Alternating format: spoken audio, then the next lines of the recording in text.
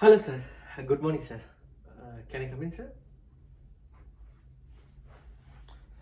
Yeah, Srinivas. Yeah, please come in. Take your seat. Can you tell me about your strengths and weaknesses? Yes, sir. Sir ఇది అన్నిటికంటే చాలా difficult question sir. ఎందుకంటే నాకు strength అనేది లేదు sir. And I'm why would I tell about my weaknesses? ఈ passion, goals ఇలాంటి వాటి గురించి అయితే ఏమన్నా చెప్పగలను sir. Yeah Srinivas, this is a HR interview. Please talk in English. English. This is a warning. Yes, sir. Sorry, sir. Yeah, I can talk in English, sir. I'm a perfectionist and నేను workaholic, కొంచెం అమాయకుడిని and కొంచెం కంగారు కూడా ఎక్కువ sir. Yes, sir. Srinivas, can you please get out of this room? Talk in English, that's all.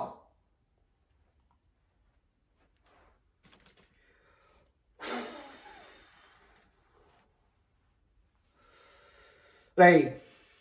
నోరు మూసుకో, పిచ్చిన డాష్గా. ఏంట్రా నీ గోల? ఇందాక నుంచి చూస్తున్నాను ఇంగ్లీష్ అని. చెప్తా విను, నా ఇంగ్లీష్ స్టోరీ చెప్తాను విను. నాకప్పుడు 4 ఏళ్ళు ఉంటాయి. మా నాన్న విజయవాడలో ఒక చిన్న మిఠాయి షాప్లో పనిచేసేవాడు. ఆయన ఎప్పుడూ తన జీవితంలో స్కూల్ మొహం చూసింది కూడా లేదు.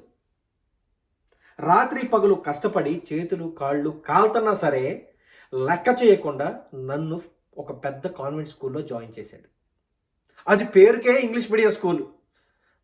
అక్కడ చదువు చెప్పే టీచర్లే తెలుగులో మాట్లాడేసుకుంటా ఉండేవాళ్ళు. ఇక మాకు ఇంగ్లీష్ ఎక్కడి నుంచి వస్తుంది? ఇక మా ఫ్రెండ్స్ అయితే హే వాట్సాప్ డ్యూడ్, అంత సీన్ లేదు. ఎరా గుండు బలిసిందా ఏంటి, మన క్రికెట్ మ్యాచ్కి రాలేదు సాలే, ఇలా ఉంటుంది మా పలకరింపు. ఇక ఇంపార్టెంట్ క్వశ్చన్స్ అన్ని బట్టి కొట్టి ఆ 10వ తరగతి ఎలాగోలా పాస్ అయ్యామనిపించేటప్పటికి తల ప్రాణాలు తోకలోకి వచ్చినాయి. ఇక అప్పుడు స్టార్ట్ అయింది అస్సలు డిస్కషన్. జీవితంలో బాగుపడాలంటే ఒకే ఒక మార్గం, అదే ఎంపీసీ చదివేసాయి, ఇంజనీరింగ్ సీట్ పట్టేసాయి. ఎవరినన్నా అడుగు ఇదే క్వశ్చన్. అమ్మ, నాన్న, టీచర్లు, చుట్టాలు, చివరికి మా నైట్ వాచ్మెన్తో సహా ఒకటే ప్రశ్న, బాబు ఎలా అవుతుంది నీ ఎంసెట్ ప్రిపరేషన్? చిల్డ్రే హ్యాట్ నా బొంగులా అవుతుంది అని చెప్పాలనిపించేది, కానీ చెప్పలేం కదా. అరే 2 ఏళ్ళు అయ్యేటప్పటికి మా స్కూల్ ఫ్రెండ్స్ మొత్తం మేకల్లో వరుస కట్టారు. మే ఐఐటి, మే ఎన్ఐటి, మే ఇంజనీరింగ్ కాలేజ్. అరే తన కోసం నాన్న పొద్దు నుంచి సాయంత్రం దాకా ఒళ్ళు హోనం చేసుకుంటున్నాడని తెలిసిన ఏ కొడుకైనా ఏమనిపిస్తుంది? ప్రపంచం మొత్తం డబ్బు చుట్టూ తిరుగుతుంది అనిపిస్తుంది కదా. ఒక్క మాట చెప్పనా, ఈ లైఫ్లో ఇంజనీరింగ్ నేను చూస్ చేసుకోలేదు, అలాగని ఇంజనీరింగ్ నన్ను చూస్ చేసుకోలేదు. ఇక్కడ మన కష్టాలు, ఇష్టాలు, టాలెంట్, ఆర్థిక స్తోమత వీటన్నిటితో అస్సలు పనే లేదు. నీ టీచర్లు నీ చేత ఇంజనీరింగ్ అని రాపిస్తారు, నీ ఫ్రెండ్స్ నీ చేత ఇంజనీరింగ్ అని చదివిస్తారు, నీ చుట్టాలైతే నువ్వు ఇంజనీరింగ్ కోసమే పుట్టావురా అనేస్తారు. ఇదంతా చూసి మెదడులో ఆలోచనలు కానీ నోటి నుంచి మాటలు కానీ ఏమీ రావు. ఏమీ అర్థం కాని అర్ధరాత్రిలో ఉండే ఒక్క నిశ్శబ్దం తప్ప. ఎంత చెప్పినా అర్థం కాలేదా? పిచ్చిన కొడక అయితే ఇంకా చెప్తా విను. ఇంగ్లీష్ గురించి ఇంకా చెప్తాను విను. ఈ కాలేజీలో సీట్ రావడం కోసం 2 సంవత్సరాలు ప్రత్యక్ష నరకం అంటే ఏంటో చూశా. ఆటలు లేవు, ఆశయాలు లేవు, సినిమాలు లేవు, కనీసం మంచి తిండి కూడా లేదురా. నానా సంకలనాకి ఏదోలాగా సీటు తెచ్చుకుని ఇంత దూరం వస్తే ఈ సిటీలో ఉండే the so called great convent school పిల్లలు ఉంటారు చూసావు, the great kids, posh kids, వీళ్ళని చూసి వీళ్ళ ఇంగ్లీష్ చూసి వాడిపోయిన పువ్వులు కూడా లేచి గువ్వాళిస్తాయి. వీళ్ళ చుట్టూ ఉండే గాలిలో ఆక్సిజన్ అమాంతం పెరిగిపోద్ది. ఈ కాలేజీలో ఉండే మంచి పాపలందరూ ఈ పాస్కూరాల ముందు క్యూ కట్టేసి అక్కడే పెళ్లి చూపులు కూడా మొదలు పెట్టేస్తారు. అంతెందుకు, ఈ నా కొడుకులు కంప్యూటర్తోనే మాట్లాడిచ్చేస్తారు. ఇవన్నీ చూసి ఈ గోరాలు అప్పుడు డిసైడ్ అయ్యా, ఈ ఇంజనీరింగ్ కాలేజ్ అనేది మన కోసం కట్టింది కాదు. ఈ ఇంగ్లీష్ అనేది ENGLISH అన్నంత ఈజీ కాదు.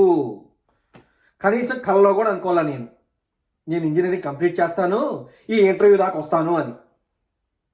ది సో కాల్డ్ బ్రిటిష్ వాళ్ళు మనకు వదిలేసి వెళ్ళారు చూడు, the so called worst education system.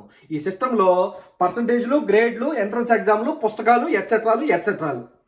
ఇక మా బుర్రలోకి ఇంగ్లీషు, పర్సనాలిటీ డెవలప్మెంట్ వీటి మీద దృష్టి పెట్టే టైం ఏది, ఓపికేది?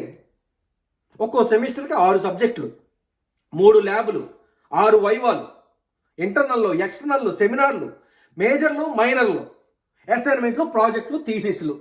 వీటి పేరు చెప్పి గుండు కొట్టేసి వంగో పెట్టేశారు. ఇక వారాల కొద్ది స్నానం లేకుండా రేయింబగుళ్ళు చెడ్డి చినిగేలా చదివితే కనీసం ఇదిగో ఇక్కడ దాకా రాగలిగాను. అరే సంవత్సరం మొత్తంలో ఒకే ఒకసారి వస్తుంది కల్చరల్ ఫెస్ట్. దానికోసం కూడా మా ప్రొఫెసర్ కాళ్ళు గడ్డాలు పట్టుకుని బతిలాడాలి, అయ్యా అది చేస్తాను, అయ్యా ఇది చేస్తాను అని. 4 ఏళ్ళైంది ఈ కాలేజీలో అడుగుపెట్టి.